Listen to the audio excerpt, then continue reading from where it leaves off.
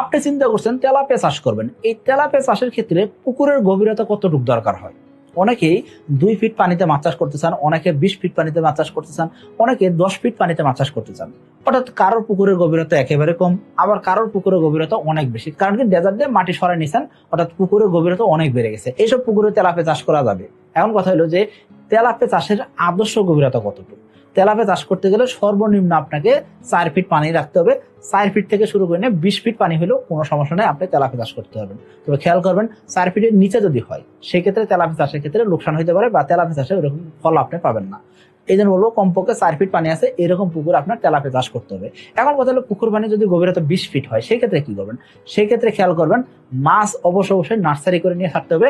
মাছের সাইজ কোনোভাবেই ছোট মাছের পোনা আপনি সরাসরি চাষে দিতে পারবেন না। আপনার পুকুরের গভীরতা 4 ফিট 5 ফিট হলেও আমরা বলি যে সরাসরি আমাদের থেকে পোনা কেনার পরে আপনি সরাসরি চাষে দিবেন না। তা আপনি কি করবেন? আপনি 1 মাস নার্সারি করে নেবেন। নার্সারি করলে মাছগুলো একটা সাইজে এসে পড়বে, মোটামুটি 30-40 কেজি আসবে, তখন আপনি চাষে দিতে পারবেন। আর আপনার পুকুরের গভীরতা যদি 20 ফিট 15 ফিট হয় সেক্ষেত্রে আপনি তেলাপিয়া চাষ করতে পারবেন। আপনি কি করবেন? জাস্ট নার্সারি করে নেবেন, নার্সারি করে নিয়ে আপনি চাষে দিবেন।